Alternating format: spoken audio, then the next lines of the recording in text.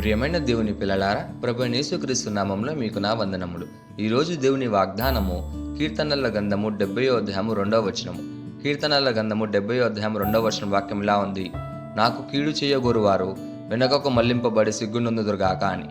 ప్రియమైన సహోదరి సహోదరులారా, ఈరోజు దేవుని వాగ్దానము మనకు ఒక భరోసానిస్తుంది. మనకు కీడు చేయాలని ప్రయత్నించే వారు ఎంతమంది అయినా ఉండొచ్చు, కానీ దేవుడు మన పక్షంలో ఉన్నాడు.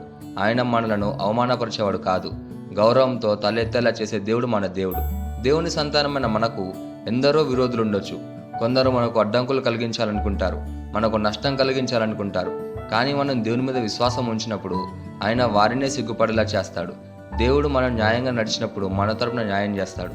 మనం ప్రతీకారం తీర్చుకోవాల్సిన అవసరం లేదు, ఆయనే తీర్పు తీరుస్తాడు. దీనికి ఒక గొప్ప ఉదాహరణ హిజ్కియా యూదా దేశానికి ఒక దైవభక్తుడైన రాజు. ఆయన తన పాలనలో దేవుని మందిరాన్ని తిరిగి నిర్మించి ప్రజలను యెహోవా ఆరాధన నడిపించాడు.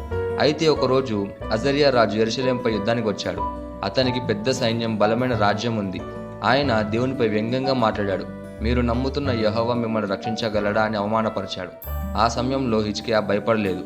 ఆయన రాజైనప్పటికీ తాను ఏమీ చేయలేడని గ్రహించి వెంటనే దేవుని మందిరంలోకి వెళ్ళి తన బాధను ప్రభు ముందుంచాడు.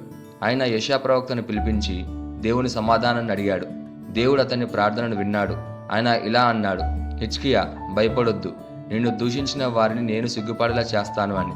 అదే రాత్రి సంహారదూత బయటికి వెళ్ళి శత్రు సైన్యంలో 1,80,000 మందిని సైనికులను చంపేశాడు. ఉదయానికి వారు అంతమైపోయారు. రాజు మాత్రం అవమానంతో తిరిగి తమ దేశానికి వెళ్ళి తన దేవాలయంలో ఆరాధన చేస్తున్నప్పుడు తన సొంత కుమారుల చేతులు మృతి పొందాడు. దేవుని ప్రజలను అవమానపరచాలని వచ్చినవాడు సిగ్గుతో ఓటంతో ముగిశాడు. హిజ్కియా మాత్రం గౌరవింపబడ్డాడు. దేవుడు అతని గౌరవాన్ని కాపాడాడు. ఇక్కడ మనం నేర్చుకోవాల్సిన పాఠం ఏంటి అంటే, దేవునిపై నమ్మకం ఉంచిన వారిని దేవుడు ఎన్నటికీ అవమానపరిచేవాడు కాదు. మన శత్రులు ఎంత బలవంతులైనా మన దేవుడు వారిని సిగ్గుపడేలా చేస్తాడు.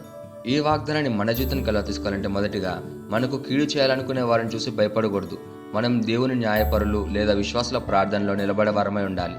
రెండవదిగా, ప్రతీకారం దేవునిదే అని విశ్వసించి మౌనంగా ఆయన చేతిలో మన విషయాన్ని ఉంచాలి. ఆయన మనకు న్యాయం చేసి మనల్ని గణపరుస్తాడు. ఈ వాగ్దానాన్ని మనం స్వతంత్రించలాగున మనం ప్రార్థన చేద్దాం. మమ్మల్ని మిక్కిలిగా ప్రేమించిన ప్రియా పరలోకపు తండ్రి, నీకే కృతజ్ఞతాస్తుతులు వందనాలు చెల్లించుకుంటున్నాం ప్రభువా. ఈరోజు నీ వాగ్దానం ద్వారా మాతో మాట్లాడినందుకు నీకే ధన్యవాదాలు చెల్లించుకుంటున్నాం ప్రభువా. నాకు కీడు చేయాలనుకున్న వారు ఎంతమంది ఉన్నా నేను నిన్ను నమ్ముతున్నాను ప్రభువా. నీవే నాకు రక్షణ, నా గౌరవం. నన్ను అవమానపరచకుండా నీ మహిమను చూపించు ప్రభువా. నా శత్రులు సిగ్గుపడేలా చేసి నీ నామం గొప్పదిగా కనబడినమని ప్రార్థిస్తూ యేసుక్రీస్తు నామమున అడుగుచున్నాము తండ్రి, ఆమేన్.